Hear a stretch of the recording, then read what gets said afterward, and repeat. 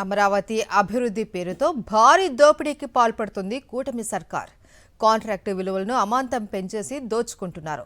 Sid acid road 3వ దశ పనుల కాంట్రాక్టు విలువలను ఊహించని విధంగా పెంచేశారు. దాన్ని చూసి అమరావతిలో భవనాలు, రోడ్లను బంగారంతో ఏమైనా నిర్మిస్తున్నారా అని విస్మయం వ్యక్తం చేస్తున్నారు ఇంజనీరింగ్ నిపుణులు.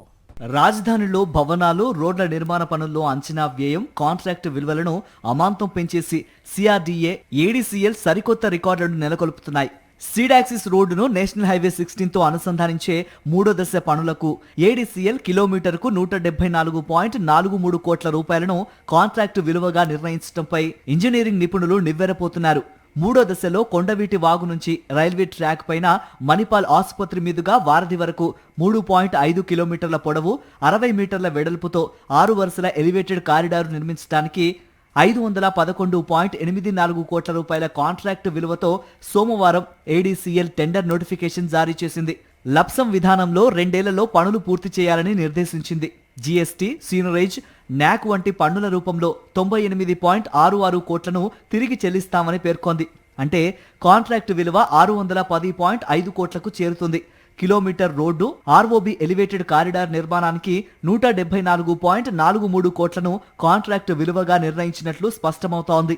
విజయవాడలో అత్యద్భుత డిజైన్తో కనకదుర్గమ్మ ఫ్లైఓవర్ను 2.6 కిలోమీటర్ల మేర 6 వరుసలు 282.4 కోట్లతో 2020లో national highway authority of India పూర్తి చేసింది.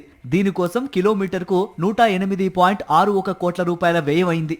కోల్కతా, చెన్నై జాతీయ రహదారిలో అంతర్భాగంగా విజయవాడలో ట్రాఫిక్ సమస్య పరిష్కరించేందుకు బెన్ సర్కిల్ వద్ద 2020 నాటికి 2.35 కిలోమీటర్ల మేర మొదటి ఫ్లైఓవర్ను 80 కోట్లతో నిర్మించింది. అంటే కిలోమీటర్కి 34.04 కోట్ల రూపాయల వ్యయం. ఇక 2.47 కిలోమీటర్ల పొడవున రెండో ఫ్లైఓవర్ను 2021లో 88 కోట్ల రూపాయలతో నిర్మించింది. ఇందులో కిలోమీటర్కు 35.62 కోట్ల వ్యయమైంది. అప్పటితో పోలిస్తే ఇప్పుడు స్టీల్, సిమెంట్, పెట్రోల్, డీజిల్ ధరల్లో పెద్దగా మార్పు లేదని ఇంజనీరింగ్ నిపుణులు పేర్కొంటున్నారు. సీడ్ యాక్సిస్ రోడ్ను NH16తో అనుసంధానం చేసే రహదారి పనుల కాంట్రాక్టు విలువను అమాంతం పెంచడంపై ఇంజనీరింగ్ నిపుణులు విస్మయం వ్యక్తం చేస్తున్నారు. కాంట్రాక్టు విలువను భారీగా పెంచడం వెనుక పెంచేసిన అంచనా వ్యయాన్ని కాంట్రాక్టర్తో కలిసి నీకింత నాకింత అంటూ ముఖ్య నేత పంచుకు తినడానికే అని ఆరోపిస్తున్నారు.